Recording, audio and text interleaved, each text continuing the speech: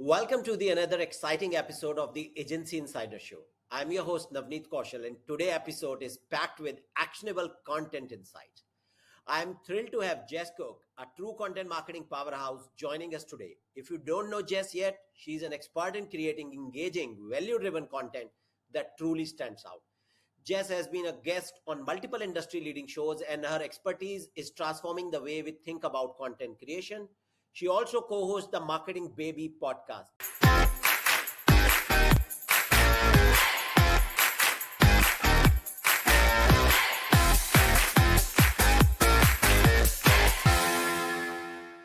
Jess, welcome to the show. How are you today? I'm great. What an intro. Thank you so much, Navneet. You are welcome. Before we dive into the main topic, could you give our listeners a brief overview of your journey from creative director to content marketer? Yeah, sure. It's a very kind of meandering journey. I started out as a junior copywriter on B2C brands on the ad agency side. I did a lot of work on Rice Krispies and Pop-Tarts and Cottonelle toilet paper, a lot of consumer packaged goods. I wrote the jokes on Happy Meal boxes for a little while. So that was a ton of fun. I did copywriting and creative direction on B2C brands for about 15 years and then decided to pivot from the agency world. I was looking for a little bit better work-life balance. And it's funny to say that I was looking for better work-life balance and I went into tech. But that was actually where I found, I was able to find a remote position doing content marketing. And I've worked at a number of places over the years now, mostly, tech companies, some of them marketing to marketers, some of them marketing to developers, marketing to event production companies, and now IT audience at Island, the enterprise browser. So that's where I am now. And I head up all things content there, social media, the blog, paid awareness plays, anything to do with thought leadership, kind of data stories, storytelling, narrative, anything like that. So yeah, that's my journey in a nutshell. Yeah, that's quite a lot. Yeah. Okay. So let's start by discussing the evolution of content marketing. Of course, you have been doing so long the content parts. How has the landscape changed since you first entered the field? It's changed a lot, and it's only been 5 years since I started, doing content marketing in-house. So I think when I first started, I was on a decently sized marketing team and content team. I was on a marketing team of about 40 marketers, which included corporate marketing and growth and product marketing. And we had, I think at the time, 4 or 5 content marketers alone. And so, that was one, it was just kind of a great, if you will, a boot camp of, what does content marketing do? How do we work with other parts of marketing? How do we work with other departments outside of marketing? Because there were 4 or 5 of us, we each kind of got to own a very specific piece of content marketing. And so I just learned a ton, and I had a very kind of specific lane that I was in. And that was, at the time we called it cornerstone content. So anything that was kind of like big, interactive, very story led. I did a lot of editorial work, and those were kind of the 2 main pieces of my role. And then I moved to smaller teams. And now I'm at a decently sized and highly valued company. And I think the trend there is the team sizes are small. At all 3 of those places, I've been the only content marketer. And so I think that's kind of the trend I see, is that even though companies are growing, the content marketing aspect of it is going to stay kind of small. And rather than hiring more content marketers, I see people bringing on freelancers and agencies more so than actually hiring full-time employees. Yeah, it actually makes sense because you get better talent. That's most important, right? I agree with that. Now, so how has the shift from B2C to B2B affected your approach to content creation? Well, I think one of my superpowers is that I still think like a B2C marketer, which means that, you look at a product and assume that it has parity with another product, meaning the only way to get people to care is through emotion and storytelling. Right, and right. So I think that that's a superpower of mine. I think something that I did not know how to do very well moving over to B2B was build a business case. That is something I really had to sit down and figure out and learn from others. In the agency world, the coolest, most innovative idea wins. And the currency of an ad agency is its ability to create original work, things that people have never ever seen before. Use today's technology to create original ideas and new formats, and storytell in a way that is going to excite people. And on the B2B side and in-house, it very much has to be interesting, but it also has to connect back to the business goals. I think in the agency world, people were much more prone to take a big risk on an idea because it was interesting and new. In the B2B world, it's less so. And that has its pros and cons, right? Pros are that we're very, very in tune with what is going to impact the business. We have to understand, how is this actually going to help the company grow? On the con side, it keeps us safe. We don't typically venture out into something that is really bold and different and maybe a little scary.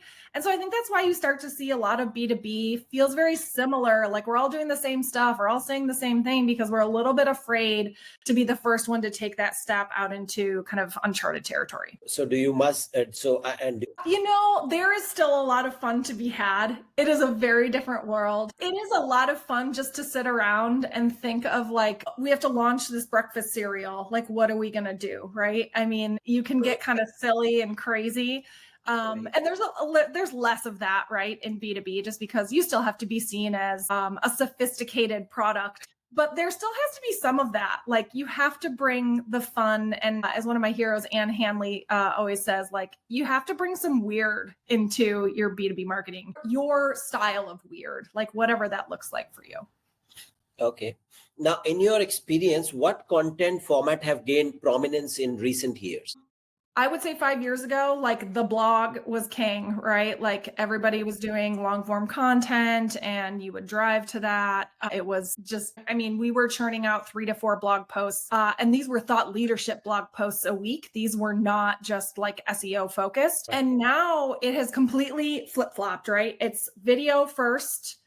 Get that video out. And now with AI, you can pull off the insights, you can turn that into a text asset so much faster. And so I think the process has really done a 180 in that starting with video is much simpler than it was 5 years ago. And it can get you just to generate more content faster that all kind of says the same thing, which is what you want. You want to be speaking that same language, presenting that same message over and over.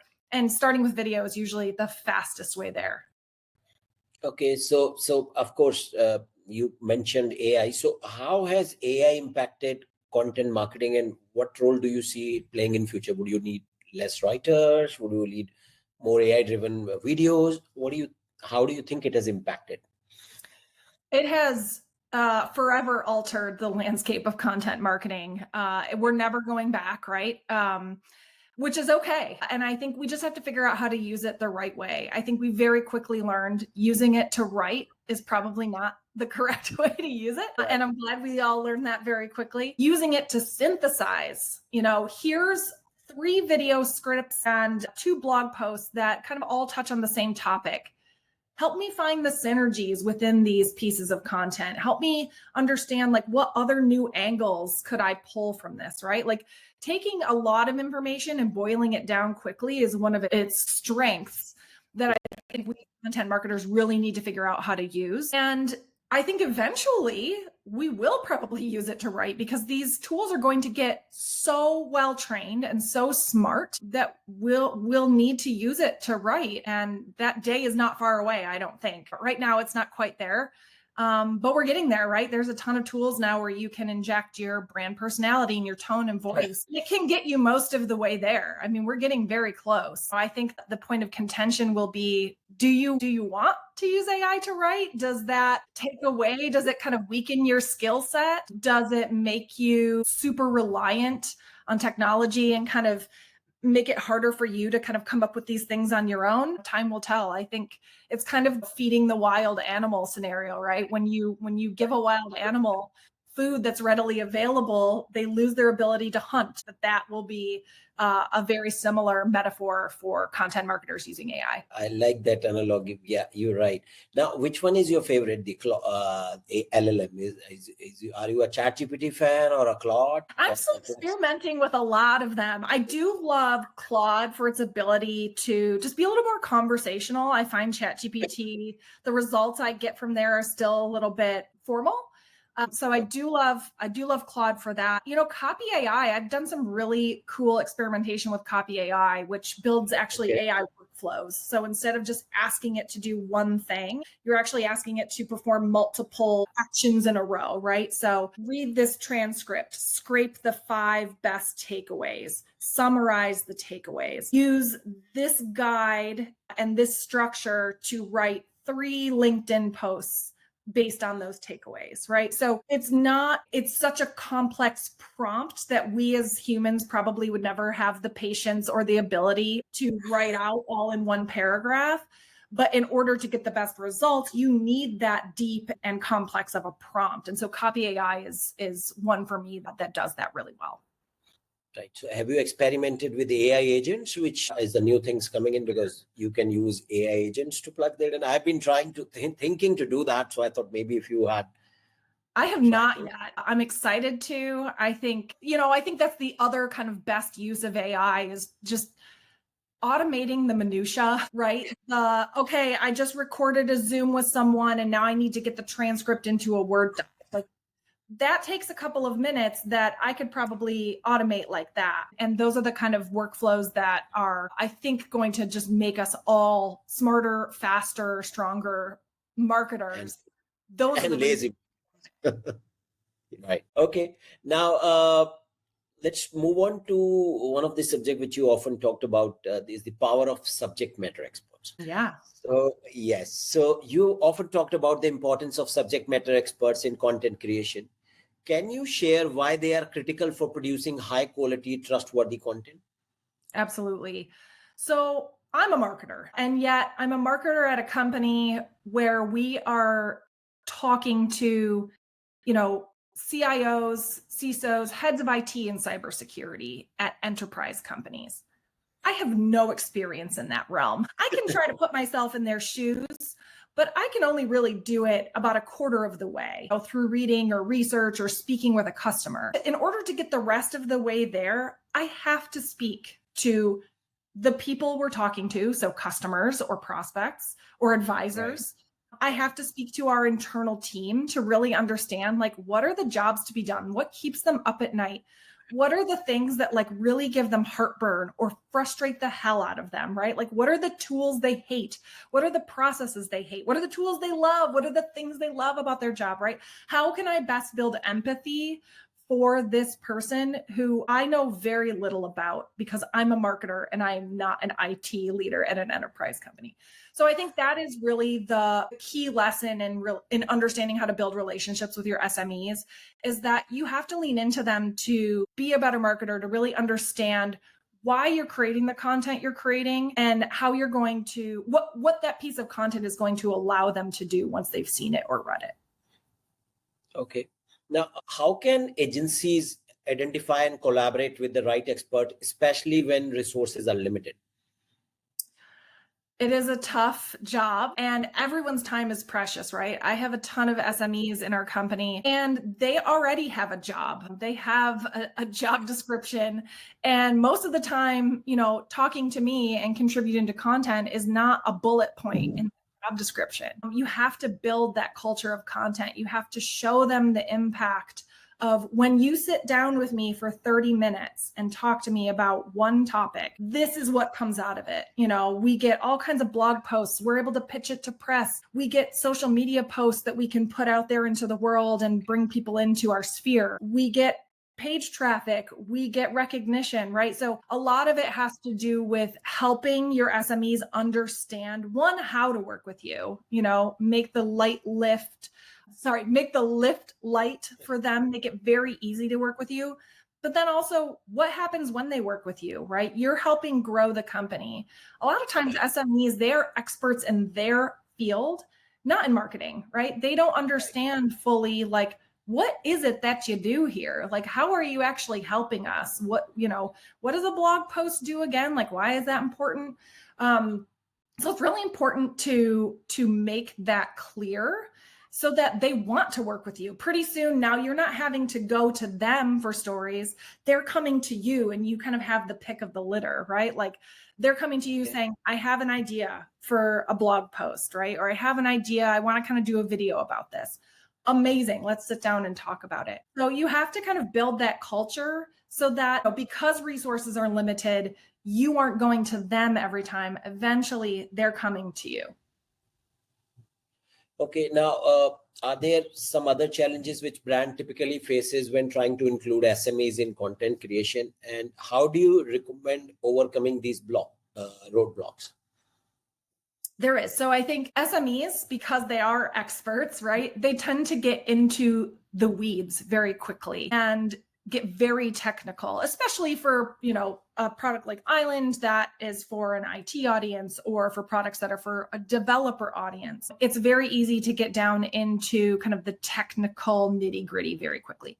And so as a content marketer, it is our job to really help them elevate the story, like kind of bring them back up to a little bit higher level and to make it readable for others who maybe aren't as deep of an expert as they are.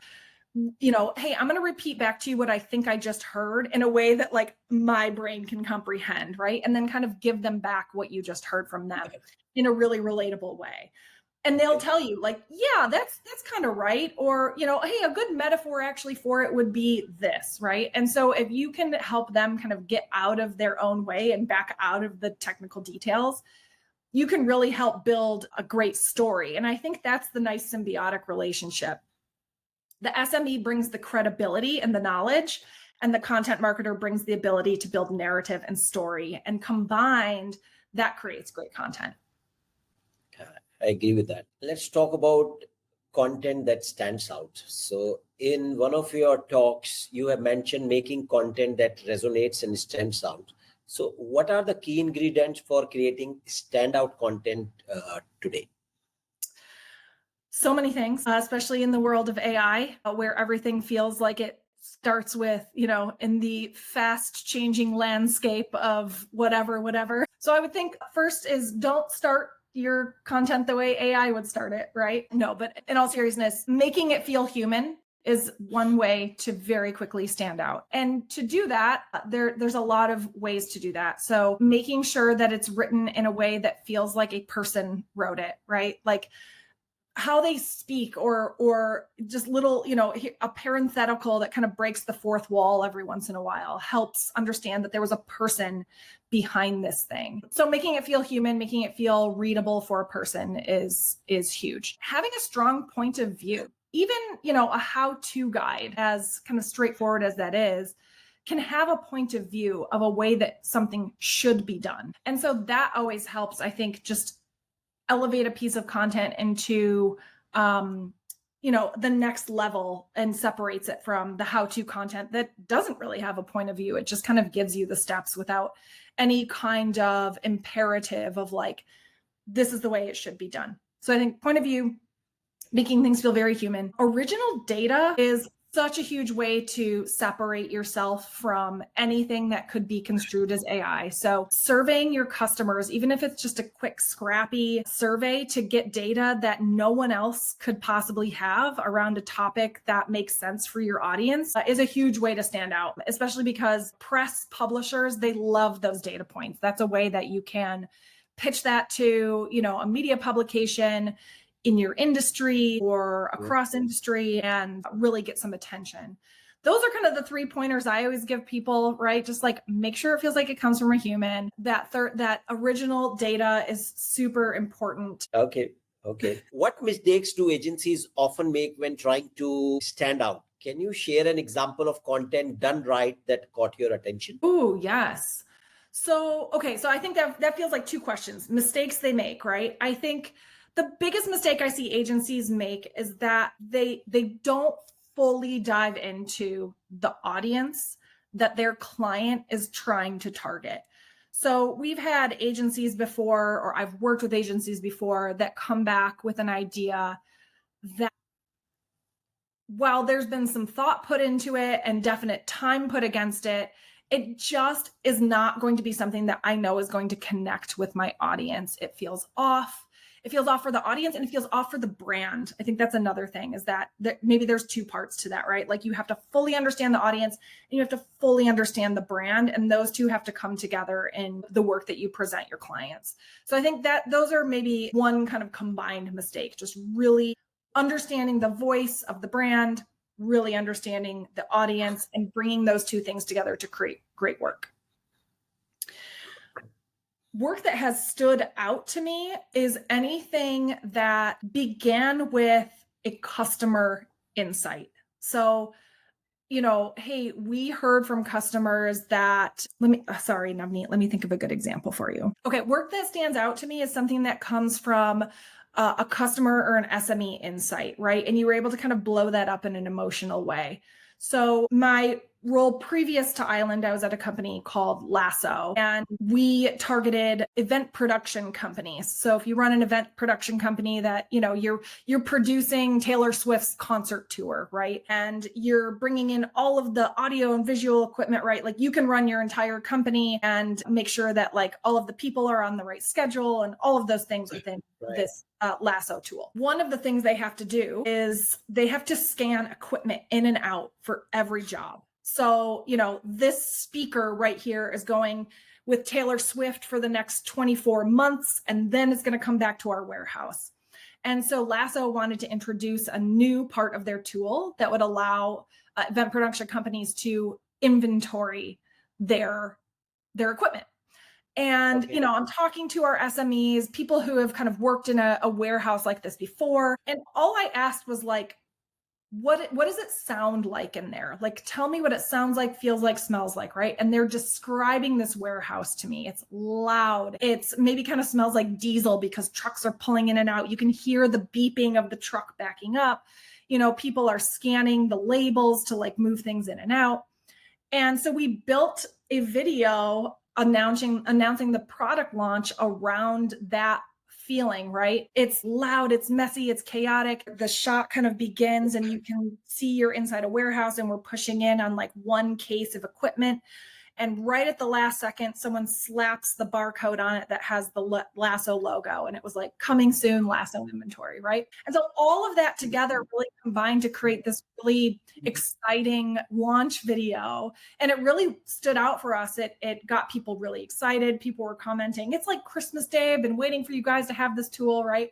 And that all came from just a simple question of, tell me what it sounds like in the environment that these people work in, right? So it comes down to asking really good questions. And again, understanding the brand and the audience to get the best possible work. Okay. All right. Now, moving on, if you were guiding a team to refresh stale content, where would you recommend them to start? Woo, this is a good question. Okay. I would first start with, is this even still like a relevant piece of content? Is this still a problem people are dealing with today, right? And if the answer is yes, okay, great. They're still dealing with this problem. So what about this piece of content makes it so that it's kind of falling flat, right? And I would look at the competitive pieces of content. Perhaps they have some insights that are ranking better. Like, okay, this piece of content is outranking us. They have a really nice, graph that kind of gets people to help understand this topic maybe quicker, a little more visually. They have a list of kind of the top things to do that we maybe don't have.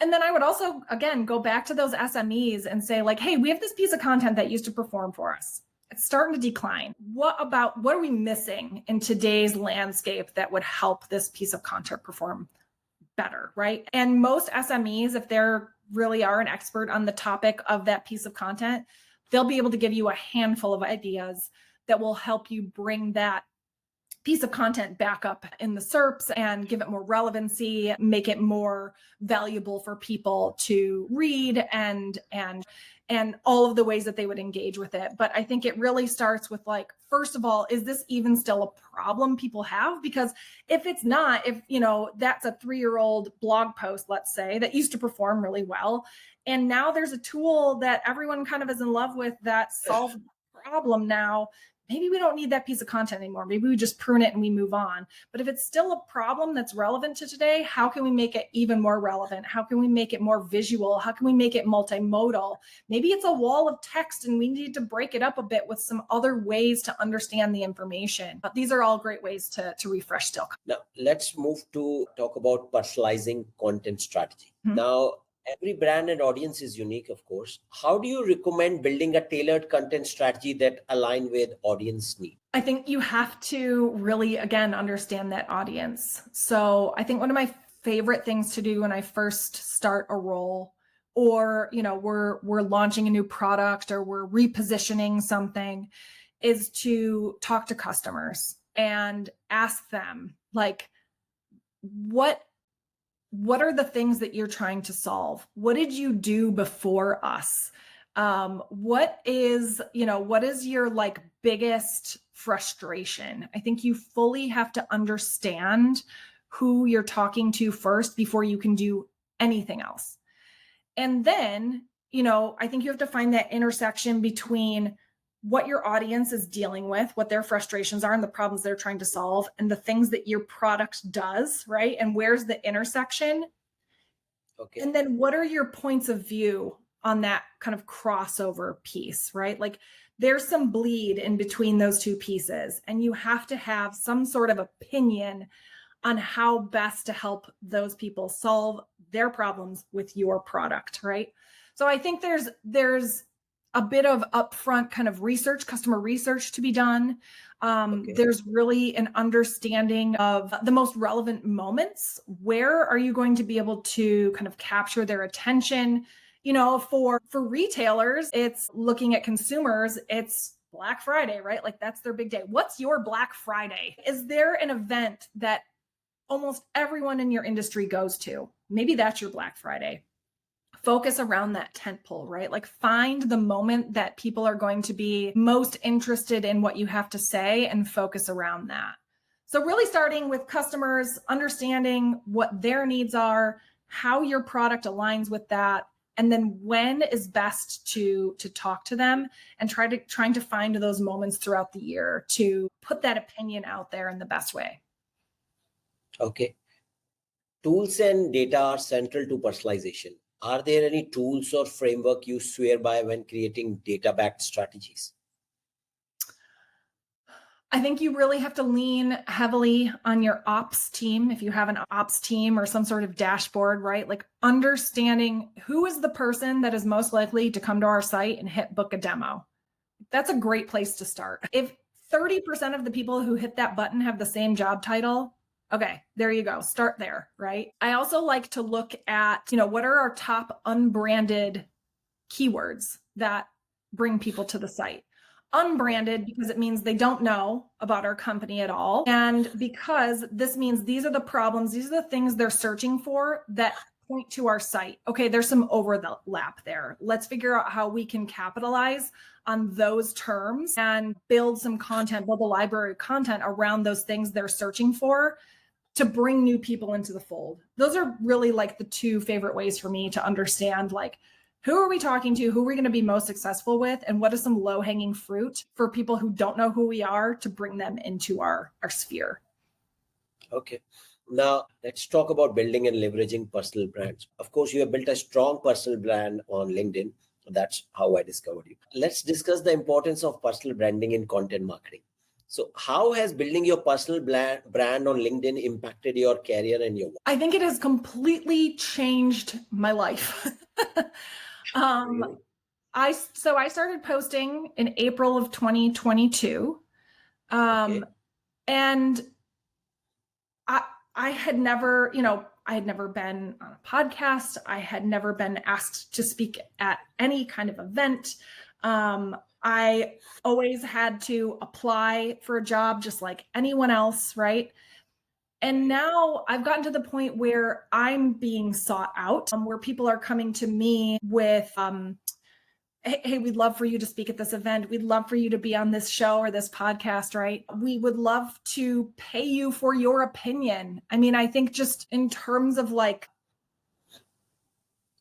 what am I trying to say? In terms of just like worth and being able to change the course of my family's trajectory, right? I'm now able to do things that I just could not do before. I actually started because I never wanted to apply for a job ever again. I wanted people to come to me, and I can like check that box now. That has happened, and it's very exciting to, you know, be able to kind of stand out from the pile of applicants in that way. I think for the companies I work for, it also has a level of value as well, right? They get a level of recognition or credibility as either a thought leader or just someone who hires smart people. And this is not, I'm not trying to kind of like brag here, but this is just in general, when you see companies who really value, you know, people who take the time to post and grow a personal brand on LinkedIn and bring them into their fold, you know that that is a company who really understands marketing and the power of influence. And I think that, you know, that's something that I've been really lucky and able to do for the handful of companies I've worked for.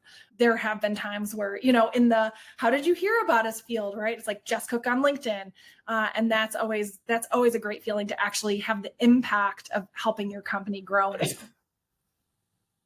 Okay, now, do you have any specific strategy of posting on LinkedIn? Any timetable you follow or any schedule?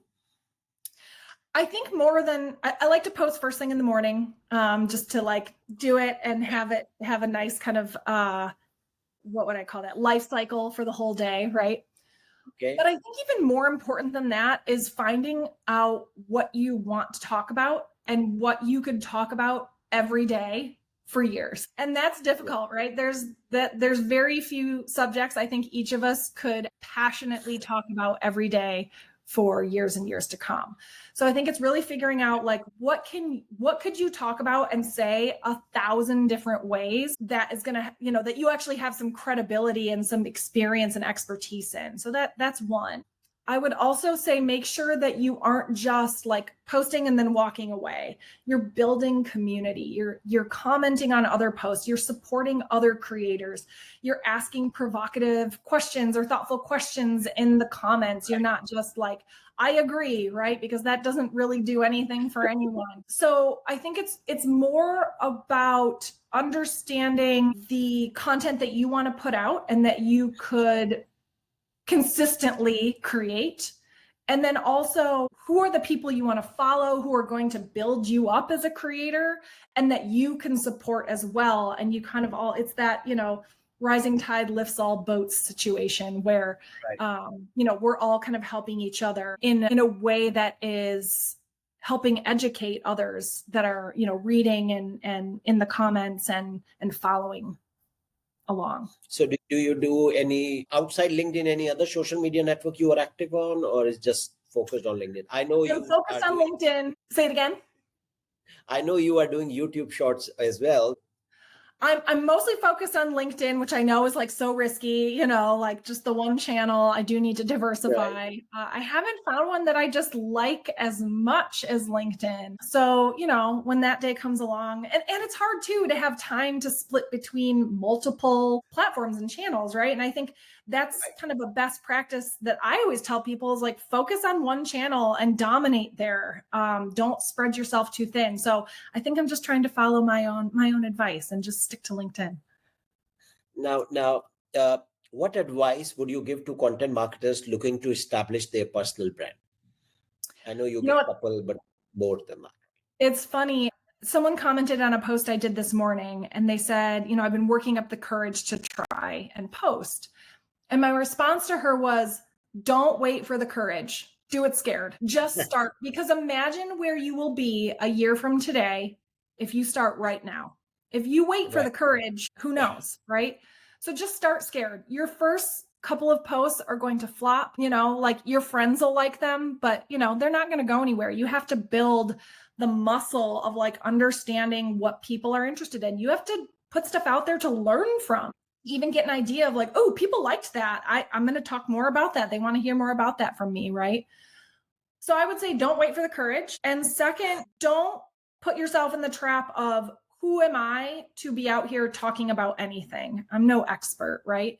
because you're the only person who has your unique career path and your unique experiences, and use that. There are very few people who have 15 years as a copywriter on B2C brands who then made the pivot to B2B content marketing, right? I use that to power what I talk about. Use your experience and your unique perspective to create your content, and you cannot go wrong. Okay, that's a fair advice. Now, how do you balance creating content for your personal brand versus your company's brand? Well, my company is the one that is consistently giving me a paycheck, so they always come first. That is kind of Right. the rule of thumb. But I think a lot of that has to do with finding the best time for you to be able to post, the time that, you're willing to kind of take from your personal life to make this a habit. For me, that's first thing in the morning, right? So I think that's why I do it first thing in the morning. So before I really get into work and before I really sit down to think about, okay, island content, where are we right now, and what's priority and all of that, I'm getting my posts written and I'm getting it out there, on my own kind of personal time. It definitely is a balance, but I also think the things that you do in your day job are going to power and fuel what you put out there in your personal content. So I often talk a lot about like how I'm building strategy at Island or how I'm creating content at Island. Here are some lessons learned from a project we just wrapped. So it's okay for that to bleed over a little bit in the content for sure, because people want to hear what you're learning and doing. Right. Now, do you recommend or use any tools for LinkedIn? I do have a couple tools I really love. One is Shield. It's an analytics tool, kind of helps me see how I'm growing, what posts are performing really well. Shield actually was a huge help for me in the first year or so of posting, of really understanding what posts resonated, what didn't as much, kind of the hooks that I was using that were working, things like that. And the other tool that I love is called Authored Up. It is also, it's a browser extension. And the thing I love about Authored Up is it allows me to see what the post is going to look like before I post it. So it kind of shows me where that, line break is going to be. And so that I can make sure that those first couple of lines of the post are really powerful to get people to want to read more. So those are the two I would recommend. Now, can you share some tips for creating engaging LinkedIn content that drives meaningful conversations? I think lean into story. Again, kind of going back to that idea of you're the only person who has your exact career path and your exact experience. So lean into the stories from your career path and your experience. Like tell people about the things that you've done, right? And then hear the things that you learned from them. The other day, I did a post around one of my first jobs as a junior copywriter was to write the descriptions for all more than 200 Rice Krispies treats recipes. And here's what I learned from that exercise, right? And so I think story really helps people understand why you're an expert in the things that you're an expert in, because, hey, I have these stories, I have these experiences to back it up, and I have these lessons learned from the things I've done that I can share. Okay, rapid fire round. Here we go. So I'm gonna ask you a question. You're just gonna answer what's come first in your mind, okay? Okay, we ready? Yep. All right. Favorite content tool that you can't live without? Descript. Okay. One marketer or creator who inspires you the most? Lachey Lewis. Okay. Biggest myth about content marketing you would love to bust? SEO is dead. Okay. I'm with you on that. It's not.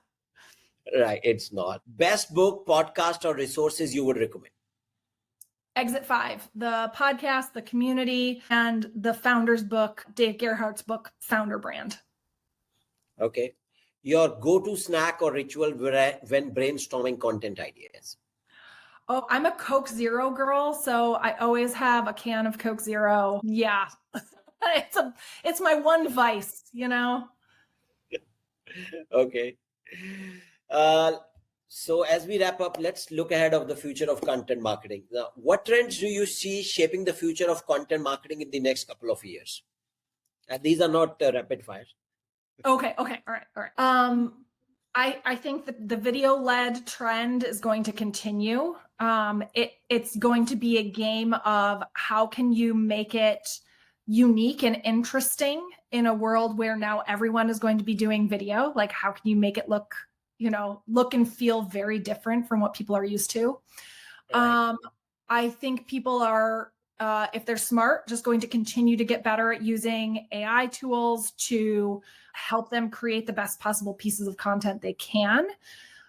And let me think of a third, because I think there's just magic in three. I think we're going to see marketing teams stay really small, like as small as possible to continue growing. And so I think that means a lot of, those leaders and those director level folks are also going to have to continue to be individual contributors. And so I think hiring is going to really have to take that into consideration. Am I hiring a leader who is okay being in the trenches and doing the things that their direct reports are doing? Or maybe they don't have any direct reports. Maybe they have to be very familiar with overseeing agencies and freelancers, because that's kind of the way the model is going.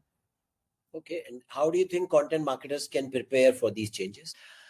First, I think get very familiar with a video first approach. How can you start with a video, and where can you go from there quickly? So I think that's the first thing. Second would be get used to AI tools, start using them, start experimenting with them if you aren't already. If you are, start building workflows in them, start streamlining your processes in them. That's really going to differentiate a good content marketer from a great content marketer moving forward. And third, don't be afraid to dig in. If you want to be a content leader in this day and age, that does not mean all you're going to do is oversee people. It still means that you're going to be doing the day-to-day work, and overseeing either people or freelancers or agencies. So keep that in mind.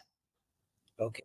What skills do you think will be most valuable for content marketers in the coming years? Of course, you said one is video content, but besides these? I think the very best content marketers, I've talked about this before on LinkedIn, have the ability to connect the dots. So they're reading industry publications, and then they're going into, their meetings with people, SMEs, and they're kind of like, ooh, I read something about this that you just said. And, there's a lot of overlap there, right? Or we're releasing a product. I heard in my all hands meeting that we're releasing a product. And I saw, one of our customers in a gong call talk about the challenge that product really solves. So I want to kind of connect those dots, right? I think the ability to kind of see and observe and then collect those threads together is it's a characteristic of the best content marketers out there. It's a very journalistic approach. And I think we're all going to have to take that approach moving forward in this world where we will continue to have to do more with less. Okay. Now, just one sec. Yeah. So AI tools are becoming increasingly powerful for content creation. How do you see AI augmenting rather than replacing human creativity? Yeah, I think we hit on this a bit already. I think, as content marketers, we're going to have to understand how to use AI to synthesize data, to streamline our workflows, do all of the things around the process, but not the actual thing itself, right? And there will be some of that. I use AI to write, hey, give me a meta description, right? But I'm going in and I'm making sure that it is the exact right words, or, hey, give me some ideas for a title of this thing. But then I'm like, this one and this one are okay. But if I really put them together, that's the best possible version, right? It's still going to take that human intervention to really create the best content possible. Okay. Any final advice for aspiring content marketers or those looking to level up their skills?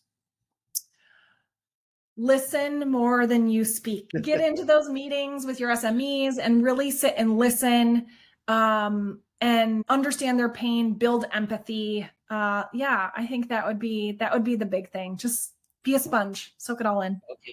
Okay. That's short and very meaningful advice. I mean, of course. Yeah. Thank you. Oh, Jess, thank you so much for sharing your insights with us today. Before we sign off, where can our listeners connect with you and learn more about your work? Definitely on LinkedIn. I'm there all the time. If you shoot me a message and let me know you heard me on this show, let's definitely connect. I have a podcast myself called That's Marketing Baby. I co-host that with my friend Susan Winograd. So she's kind of like the paid media side of things, and I'm the owned and organic side of things. And we have a lot of fun conversations around all things marketing. Those are probably the two best places to find me. Okay. Thank you again, Jess, and to our listeners. Thank you for tuning into the Agency Insider Show. Until next time, keep creating amazing content. Thank you.